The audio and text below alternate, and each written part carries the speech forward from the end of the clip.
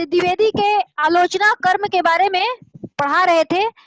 पिछले 2 कक्षाओं में भी हम उनके बारे में पढ़ाए, उनकी आलोचना कर्म के सिद्धांतों के बारे में, उन्होंने कौन कौन सी आलोचनात्मक किताबें लिखी इसके बारे में भी हम बताएं, और उनके आलोचना के मूल मानदंडों के बारे में भी हम प्रकाश डालें।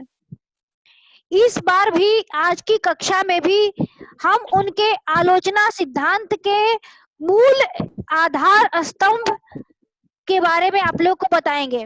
उन्होंने बहुत सारी आलोचनात्मक किताबें लिखी हैं। सूर साहित्य, हिंदी साहित्य की भूमिका, आदिकाल और भी बहुत कबीर, बहुत सारे ग्रंथों की रचना की है उन्होंने। लेकिन उनके आलोचनात्मक दृष्टि के मूल केंद्र में कौन सा भाव रहा है, एक आलोचक के आलोचना दृष्टि के मूल केंद्र में कौन सा भाव रहा है जिससे प्रेरित होकर वह अपनी आलोचना का प्रतिपादन करता है, अपनी आलोचना दृष्टि का प्रतिपादन करता है। तो द्विवेदी जी के यदि हम समूचे आलोचना ग्रंथों को देखें तो उसके मूल केंद्र में हमें मनुष्य मिलेगा। वे मनुष्य सापेक्ष चिंतन करते हैं, मनुष्य निरपेक्ष चिंतन नहीं करते हैं। मनुष्य को ही वो साहित्य में स्थान देते हैं और इसी को केंद्र बना करके वो अपनी सारी आलोचना पद्धतियों का वर्णन करते हैं। हम पिछली कक्षा में भी बता चुके हैं कि वो सारे दर्शनों में शाक्त दर्शन से ज्यादा प्रभावित हैं, क्योंकि शाक्त दर्शन मनुष्य के से अधिक निकट है, उसकी जिजीविषा से अधिक निकट है शाक्त दर्शन। भारतीय धर्म और दर्शन में, साधना में 2 चीजें मालूम होती है कि एक हमारे 2 रूप हैं, एक मृण्मय रूप, एक चिन्मय रूप। मृण्मय का अर्थ होता है मिट्टी का और चिन्मय का अर्थ होता है चैतन्य। इन्हीं 2 रूपों से हमारा स्वरूप गढ़ा गया है। अब हमारे साथ मूल बात क्या होती है कि मनुष्य जड़ता से ऊपर उठ जाए, उसकी कोशिश हमेशा यही रहनी चाहिए कि वह जड़ता से मृण्मय से चिन्मय की तरफ यात्रा कर सके। द्विवेदी जी मनुष्य की सबसे बड़ी जीत इसी में दिखाते हैं कि मनुष्य ही ऐसा प्राणी है जो मृण्मय से चिन्मय की तरफ यात्रा कर सकता है। और इसी परिप्रेक्ष्य को लेकर जितने भी साहित्य रचे गए हैं हमारे यहाँ, सूरदास का सूरसागर हो या रामचरितमानस हो, ये दोनों ग्रंथ मृण्मय से चिन्मय की तरफ यात्रा करने के महान ग्रंथ हैं। मृत्यु तत्व से हमारा शरीर बना है, मिट्टी में ही मिलने वाला है, लेकिन इसके अंतस में भी एक महान चिन्मय आत्मा बैठी हुई है। इसी की ओर इशारा करते हैं द्विवेदी जी और कहते हैं कि छोटा सा जो तृणांकुर है, तृण का अंकुर है, बीज है, उसे जब धरती में गाड़ा जाता है तो उसके अंदर इतनी चेतना रहती है कि वह धरती के विशाल गुरुत्वाकर्षण को भेद करके वह ऊपर उठने का प्रयास करता है और अंततः ऊपर उठकर विशाल वृक्ष का निर्माण कर लेता है। विशाल वृक्ष बन जाता है एक नन्हा सा बीज।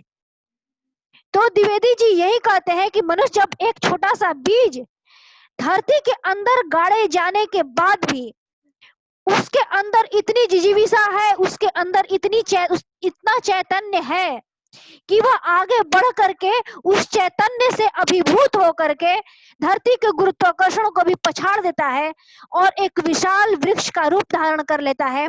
तो भला मनुष्य की जो चेतना है वह यदि ऊपर उठना चाहे तो वह कैसे विशाल वृक्ष का रूप धारण नहीं करेगी। द्विवेदी जी अपने मनुष्य सापेक्ष चिंतन को इसी दृष्टिकोण से देखते हैं और अपनी आलोचना को इसी केंद्र में स्थापित करके आगे ले जाते हैं। मृण्मय से चिन्मय तक की यह अनंत यात्रा द्विवेदी जी के आलोचना स्तंभ का मूल आधार है। सारा जगत अंततो गत्वा एक है।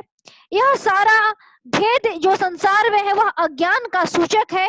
द्विवेदी जी मनुष्य सापेक्ष चिंतन करते हुए यह भी बताने की कोशिश करते हैं। और दूसरी बात यह है कि भगवती महामाया के वास्तविक चिन्हमय स्वरूप की वह अभिव्यक्ति देखते हैं पुरुष और नारी के मिलन में भी। ये सारी बातों को लेकर के द्विवेदी जी अपने आलोचनात्मक दृष्टि का प्रतिपादन करते हैं। शक्ति दर्शन में परात्पर शिव और मनुष्य के संबंध को स्पष्ट करते हुए द्विवेदी जी कहते हैं कि केवल मनुष्य को ही इच्छा, ज्ञान और क्रिया की त्रिधारा प्राप्त करने का सौभाग्य प्राप्त है। इसलिए मनुष्य जो भी करना चाहता है वह नर देह धारण कर, इसलिए यदि परमात्मा को भी कुछ करना पड़ता है तो उसे नर देह धारण करनी पड़ती है। इसका अर्थ यह है कि द्विवेदी जी मनुष्य को सबसे ऊपर बताते हैं।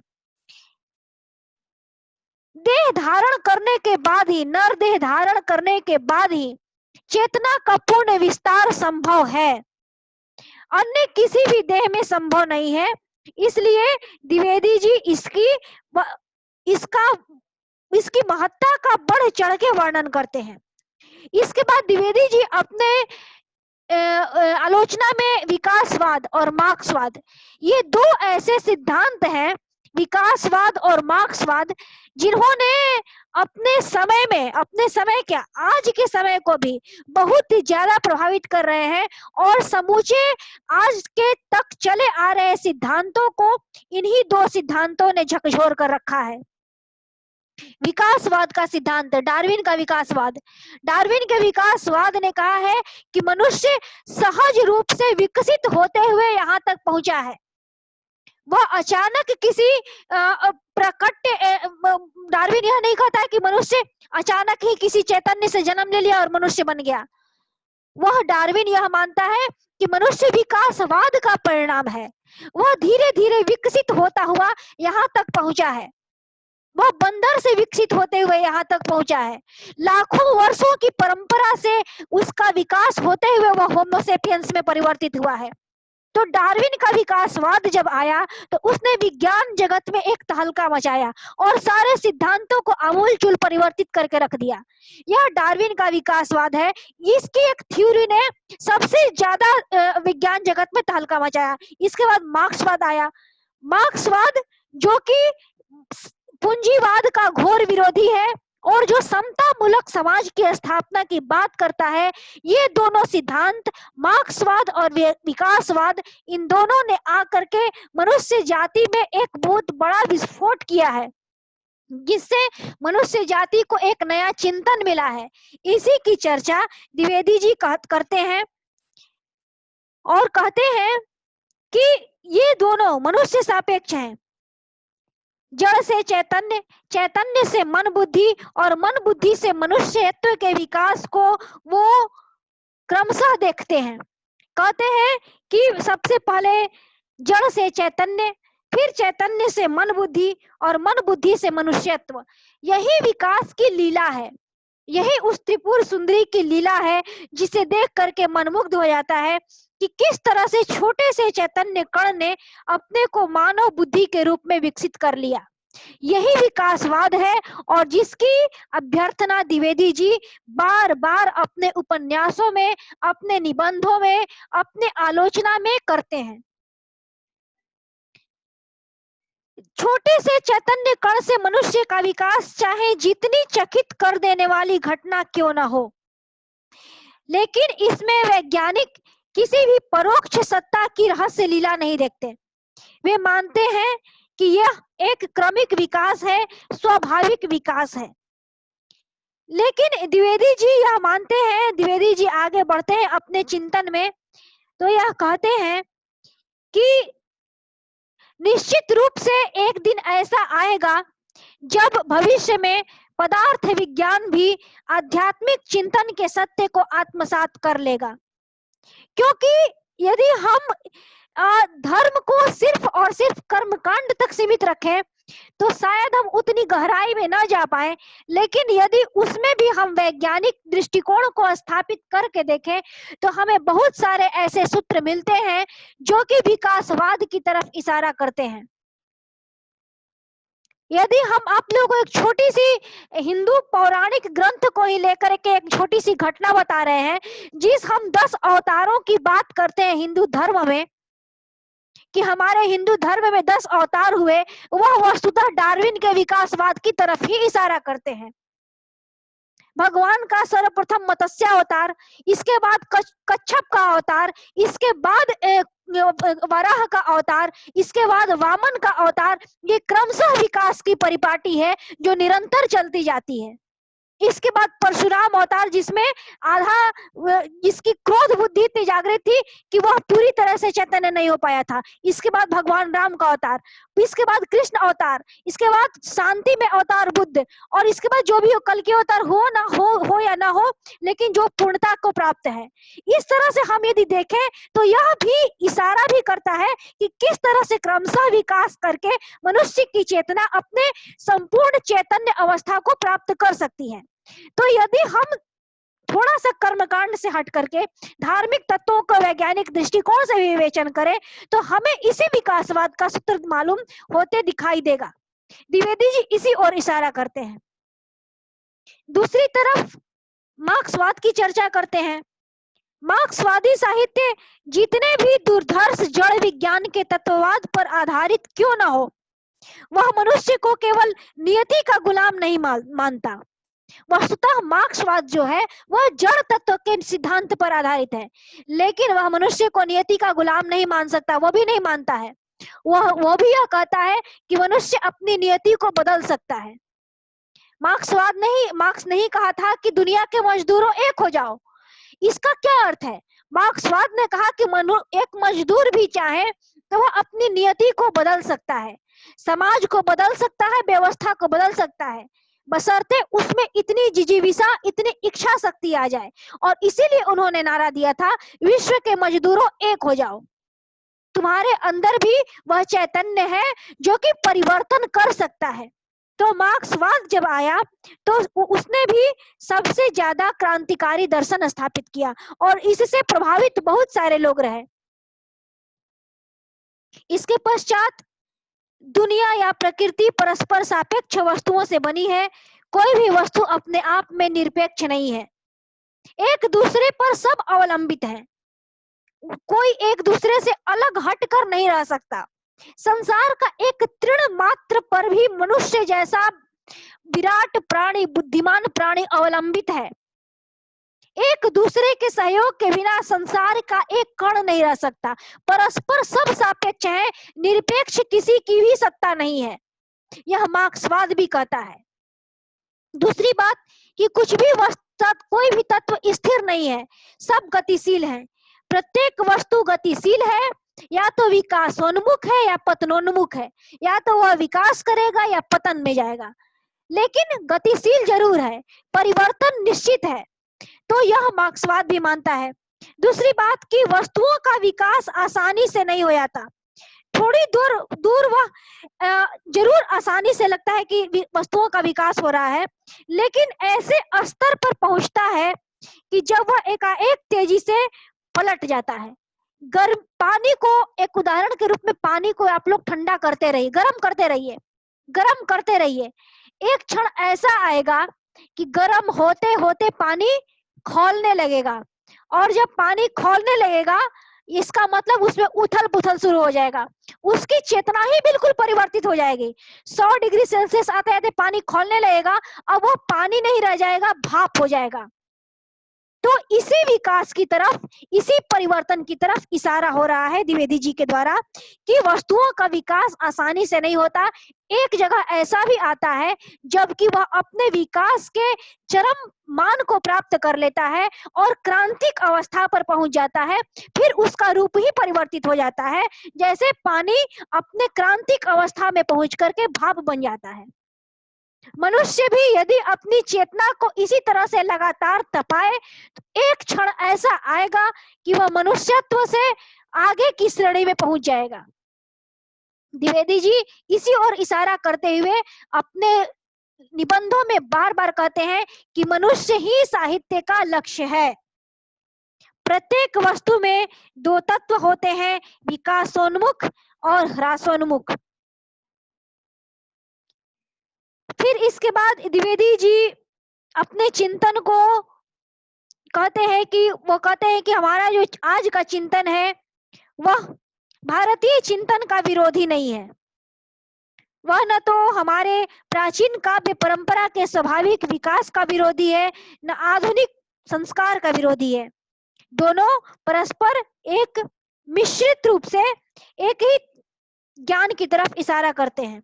वे कहते हैं कि ज्ञान का जिस प्रकार स्थिर या शाश्वत रूप है जो वर्ग स्वार्थ से परे है, उसी प्रकार काव्य का सौंदर्य भी वर्ग स्वार्थ से परे है।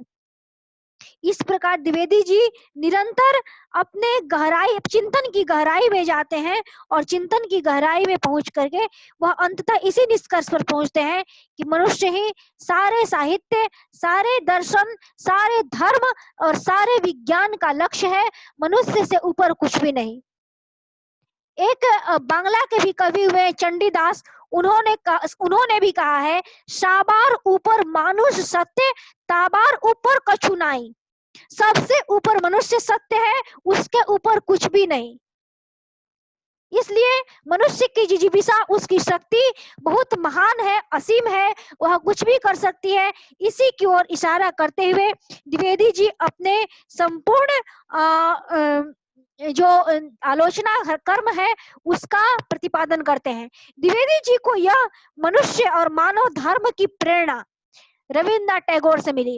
रविन्द्रनाथ टैगोर विश्व कवि माने जाते हैं, एक महान कवि थे वो, एक प्रखर ज्ञानी इंसान थे वो, और उन्होंने भी मानव धर्म की बात की है और मनुष्यत्व के विकास में ही लोकोत्तर सत्ता को भी वो मनुष्य के विकास में ही देखते हैं। वो भी कहते हैं कि लोकोत्तर सत्ता मनुष्य के रूप में जब तक से नहीं आएगी उसका भी भान हमें नहीं होगा। ये रविन्द्रनाथ टैगोर भी मानते हैं। द्विवेदी जी के पूरे चिंतन पर रविन्द्रनाथ टैगोर का प्रभाव है और उन्होंने